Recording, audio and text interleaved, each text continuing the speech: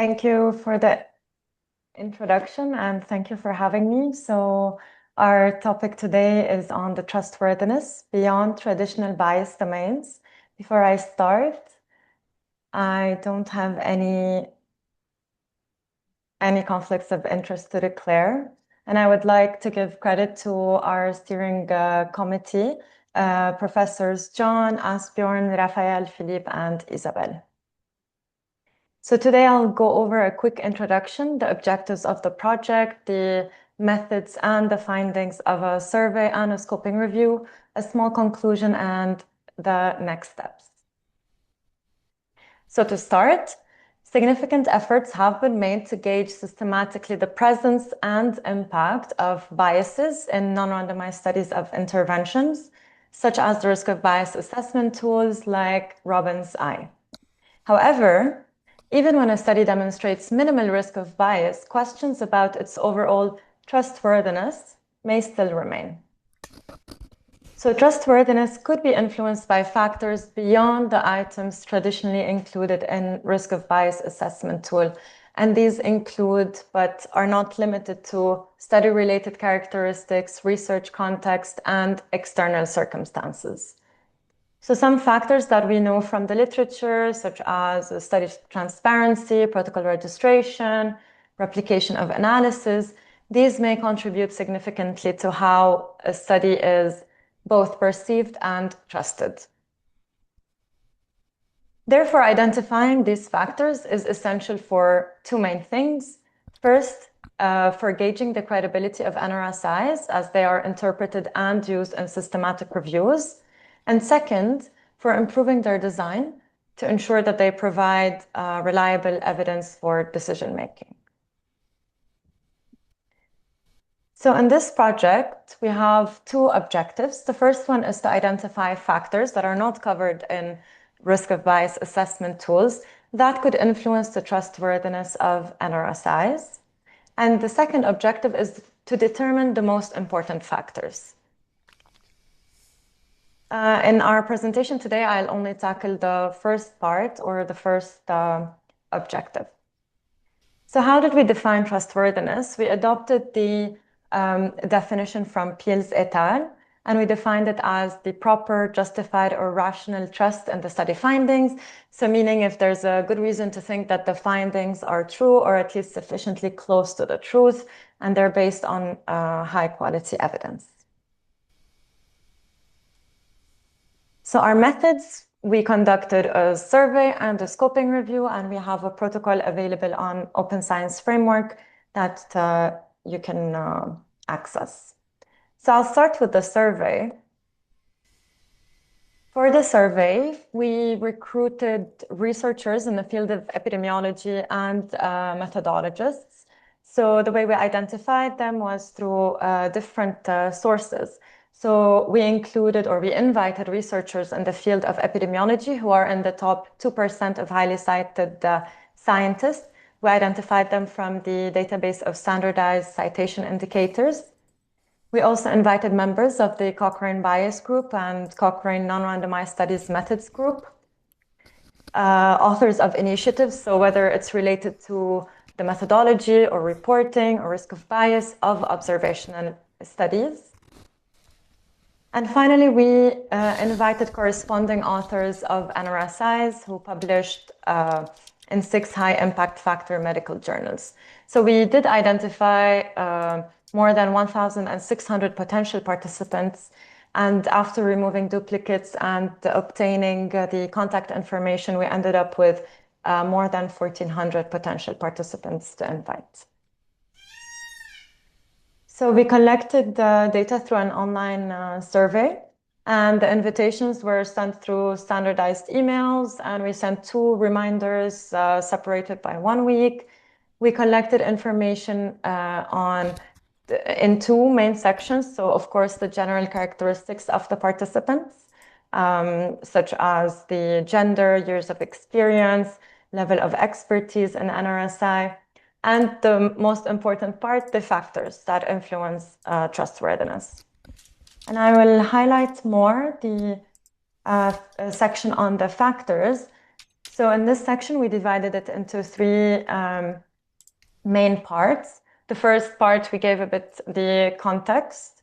The second part, we provided a hypothetical scenario where we asked the participants, or we illustrated in an example, that there are two non-randomized observational studies assessing the effect of pharmacologic treatment.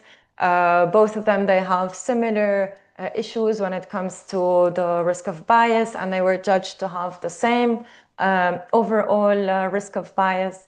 However, when you're reading those, you might trust one more than the other.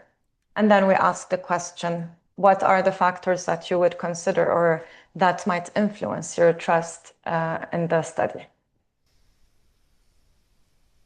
So for the data analysis, we employed both qualitative and quantitative analysis. So for the qualitative analysis, we did inductive thematic analysis where the framework was data-driven. So the themes that we obtained were data-driven. So based on open coding, refining the factors, identifying recurring theme and domains.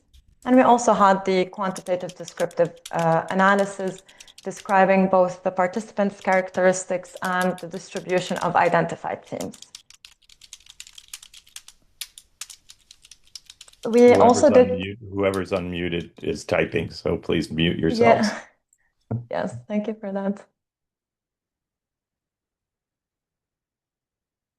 So we also did a post hoc exploratory analysis to examine the association between the characteristics and the themes. However, I will not go into the results today.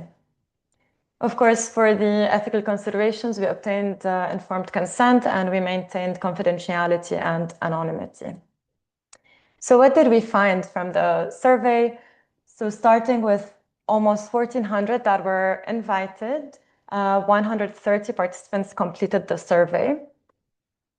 Here we see the general characteristics of the participants. So 50% were female participants, almost 70% had a PhD degree, almost 1/3 were methodologists, around 50% had experience between 21 and 40 years as a researcher, and the self-reported level of expertise in NRSI was between intermediate, advanced, and expert.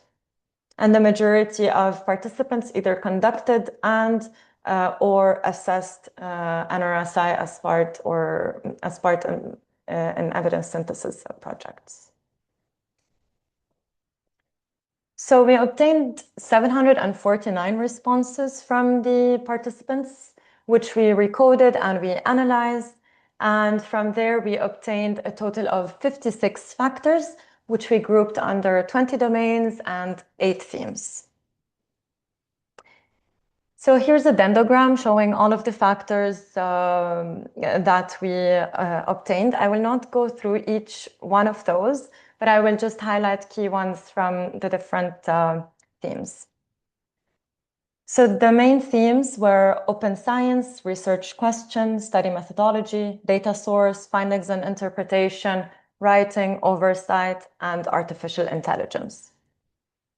So starting with the open science, so I also included some extracts from the responses.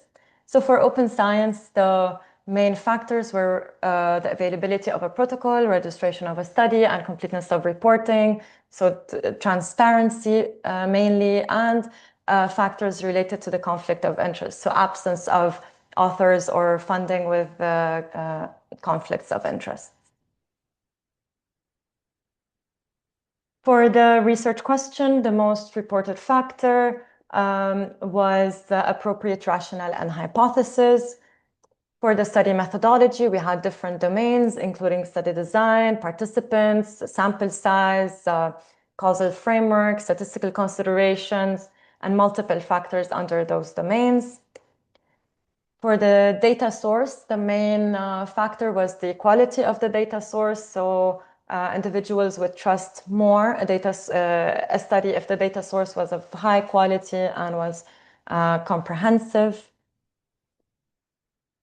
For the findings and interpretation, mainly plausibility of the effect estimate, but also on interpretation of having appropriate interpretation. So meaning if there's spin, then that would decrease the trust in the study. Then moving to writing, so appropriate writing. And when we say appropriate writing, things such as grammatical errors, spelling mistakes, having too complex figures or inconsistency in terminology, all of these were highlighted as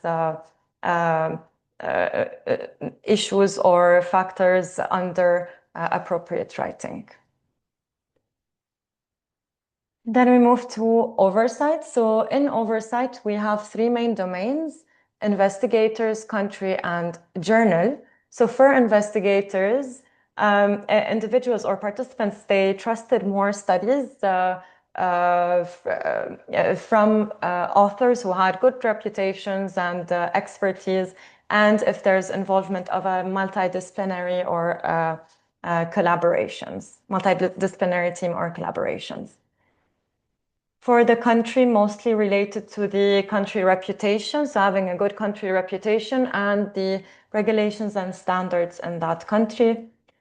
And then for the journal, it was the main most reported factors were good journal reputation, and this is where the impact factor lies, and also appropriate peer review process and open practices. So if they have adopt open peer review or not. And the final theme is artificial intelligence. So it was reported by two participants. So mentioning that if the write-up or the analysis, there's a suspicion that the write-up or the analysis used the AI, then they would trust it less. So it would decrease their trust. And in this figure, we can see the responses of the participants and the number of themes that they proposed. There was a median of 6 factors proposed per participant and a median of 4 themes. And in the bottom, we see that the most reported themes were open science, oversight, study methodology, and findings and interpretation. We do have some limitations, of course. It's the low response rate and the lack of information about non-respondents. So we weren't able to assess how respondents and non-respondents differ in terms of characteristics. However, we did reach saturation after 60 participants, where around 95% of factors were identified. So we do think that we have a substantial and diverse set of factors which should, of course, later be explored. So this study is currently under review, but there is a preprint available, and you can scan the QR code in order to access this preprint. Now we move to the second part on the scoping review. So for the scoping review, we included publications that discuss trustworthiness of NRSI and reported the factors that can influence trustworthiness. Other than those that are explicitly stated in Robbins I, we didn't have any restrictions on the study designs or the types of publications. We did exclude publications that were not on humans or that were published in languages other than English, or that were published before January 2014. So we searched PubMed and Google Scholar. For PubMed, we used a search strategy that combined both free text and mesh terms for 3 main concepts. So trustworthiness, several of the domains, and non-randomized studies of interventions. For the selection of studies, a single reviewer screened the titles and abstracts and the full text, and a second reviewer independently screened 10% at each level, and then discrepancies were resolved by discussion or by a third reviewer. For the data extraction, a single reviewer conducted the data extraction, and all of it was verified by a second reviewer. And the topics were mainly on the general characteristics of the publications, trustworthiness, so the definition of trustworthiness in those publications and the terms that they use, the scope and the interest holders or the stakeholders involved, and finally, of course, the factors. So to analyze this data, we used both inductive and deductive thematic analysis. So deductive because we already had the findings from the survey, so we used that to conduct the deductive analysis, but we also conducted inductive thematic analysis in order to identify new themes that weren't previously identified in the survey. We also conducted the quantitative descriptive analysis, and the interesting part is that we juxtaposed the findings from the scoping review against those from the survey, and we will see the results of those today. So we ended up with 48 eligible publications. Almost 60% were from North America. The majority were published after 2020. And the trustworthiness was a secondary focus in almost 60% of the publications, and there was no funding in a quarter of these publications. So for the definition and terms, only one publication defined trustworthiness, and they defined it as internal validity. There were different terms used. Also within a publication, different terms were used, so not only across, but within. So for example, credibility, confidence, trust, trustworthiness, and other terms. For the scope, many of the publications defined the scope of the studies that they focus on. So this is as reported. So real-world evidence studies in 54%, observation studies, or just stating NRSI with no restriction to study type. The interest holders that were reported, or stakeholders, were researchers, licensing or regulatory authorities, and policymakers. So what did we find in the scoping review? We found 35 factors grouped under 16 domains and 6 themes. Out of the 35 factors, there were 6 factors that we hadn't identified in the survey. So 6 new factors that we identified in the inductive analysis. So here you can see a list of all of the factors that were identified. So this is both the factors identified from the survey and from the scoping review. So the 6 factors were posting results, the 6 new factors were posting the results in a registry, recording of decisions and actions. So this is to have a decision log, the use of blockchain data technology and clear room, having a real-world evidence certification, conducting feasibility assessment and staging. And this is where you assess the data source to judge whether there is enough information for you to use that data source. And finally, having appropriate algorithms. So now we juxtapose these findings against the survey, which is on the right-hand side. So the most 3 reported factors from the scoping review were registration of study, completeness of reporting, and the quality of the data source. Whereas from the survey, it was also completeness of reporting, but more related to oversight, so good reputation and expertise of investigators and good journal reputation. And we did not identify 2 whole themes, so the themes writing and artificial intelligence, those were not identified in the scoping review, and a total of 27 factors that were not identified in the scoping review. So our limitations is that we searched only PubMed and Google Scholar, and we had some restrictions on the searches, so we might have missed some publications. Also the fact that some themes, they're applicable to different study designs, so there might not be a publication that is NRSI specific that's been published. And finally, it was difficult to distinguish factors related to bias from those that are not explicitly bias related. And to mitigate that, we relied on items that were explicitly defined in Robbins' I. So the scoping review is also submitted, and a preprint is also available on Meta Archive. And this is a QR code for that. So as a conclusion for this section, we identified a total of 62 factors that go beyond the traditional bias domains, influencing the trustworthiness of NRSIs, organized into 8 overarching themes. And many factors can guide efforts to assess and also improve NRSI, ultimately strengthening evidence-based decision-making. Now, looking forward to the future, our next steps is taking the 62 factors and obtaining a prioritized list of factors. So this was our second objective.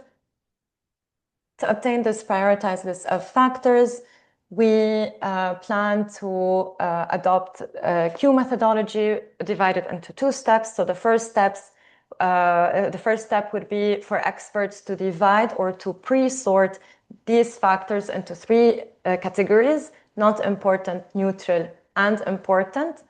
And in a second step, they would be able to sort them on this Q pyramid, or this sorting pyramid from least important to most important on a scale from -7 to +7.